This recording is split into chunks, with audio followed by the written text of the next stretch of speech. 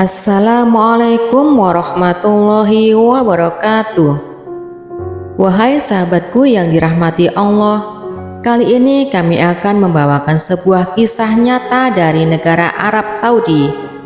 Kisah ini menceritakan tentang pertobatan seorang pemuda setelah ia berhasil ditolong sosok misterius ketika ia dalam kondisi sakaratul maut. Bagaimana kisah selengkapnya? Dan siapakah sosok yang menolongnya ketika hampir meninggal? Maka dari itu, simak video kali ini hingga akhir. Umur manusia tidak ada seorang pun yang tahu. Demikian juga umur seorang yang masih muda. Bagaimanapun kuatnya manusia, mereka juga tak bisa menghindari dari hal yang bernama maut. Cerita ini adalah kisah nyata yang terjadi di negara Arab Saudi. Kisah ini diceritakan langsung oleh pelakunya dan pernah disiarkan oleh radio Al-Quran di kota Mekah Al-Mukarramah. Kisah ini terjadi pada musim haji 10 tahun yang lalu, tepatnya di daerah Suwaibah, yaitu daerah pesisir pantai Laut Merah yang berjarak 110 km dari selatan kota Jeddah. Berikut kisah selengkapnya dari sang narasumber. Ayahku adalah seorang imam masjid, akan tetapi aku tidak menjalankan sholat sebagaimana umat muslim lainnya. Ayahku selalu memerintahkanku untuk sholat. Setiap kali datang waktunya, ayahku selalu mengingatkanku sholat. Ketika aku sibuk dengan urusanku, ayahku selalu membangunkanku sholat subuh tiba. Akan tetapi, aku selalu menghindar dalam mengerjakannya. Aku berpura-pura seakan-akan pergi ke masjid, padahal tidak sampai masjid. Demi menghindari sholat, aku hanya berputar-putar naik mobil hingga para jamaah selesai menunaikan sholat. Keadaan yang demikian terus berlangsung hingga aku berusia 21 tahun.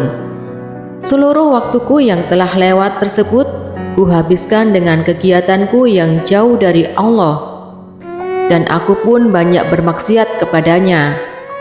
Walaupun diriku meninggalkan sholat, aku tetap berbakti kepada kedua orang tuaku. Inilah sekelumit dari kisah hidupku di masa lalu. Hingga pada suatu hari, aku dan teman-temanku bersepakat untuk pergi rekreasi ke laut. Aku pun kemudian pamit kepada kedua orang tuaku untuk berlibur bersama teman-temanku. Hari itu pun tiba, kami bergegas berangkat menuju pantai dengan menggunakan mobil. Pada waktu itu, kami berjumlah 5 orang pemuda. Tak terasa kami pun sampai di lokasi pantai. Pada pagi hari suara gemuruh ombak, hamparan pasir yang bersih, dan hembusan angin yang lembut membuat kami tak sabar ingin segera menikmati pantai ini. Kami pun segera membangun tenda di tepi pantai. Seperti biasa, aku dan teman-temanku menyembelih kambing dan makan siang bersama. Setelah makan siang, kami semua mempersiapkan diri untuk turun ke laut. Kami berencana menyelam menikmati pemandangan bawah laut dengan menggunakan tabung oksigen. Sesuai aturan, harus wajib ada salah satu orang yang tetap berada di pinggir tenda. Tujuannya adalah untuk berjaga-jaga jikalau ada salah satu orang yang terlambat naik dalam penyelamannya. Si penjaga bisa melakukan tindakan pertolongan jika terjadi hal yang tidak diinginkan. Aku pun memilih menjadi sang penjaga, lalu duduk di pinggir tenda sambil mengawasi kawan-kawanku yang sedang menyelam. Aku memilih berjaga di sisi tenda dikarenakan nafasku lemah dalam penyelaman. Sementara di samping kami juga terdapat sekelompok pemuda lain yang juga sedang rekreasi. Waktu menunjukkan pukul 12 siang, saat datangnya waktu sholat. Salah seorang di antara mereka mengumandangkan azan dan kemudian mereka mulai menyiapkan sholat. Melihat kondisi yang demikian, aku pun terpaksa masuk ke dalam laut untuk berenang. Hal tersebut aku lakukan untuk menghindari ajakan sholat berjamaah dari mereka. Karena kebiasaan kaum muslimin di sini sangat mengutamakan sholat berjamaah, hingga menjadi aib besar bagi kami seseorang sholat fardu secara sendirian. Walaupun nafasku lemah, aku sangatlah mahir dalam berenang. Menyelam di air yang dalam pun aku sanggup.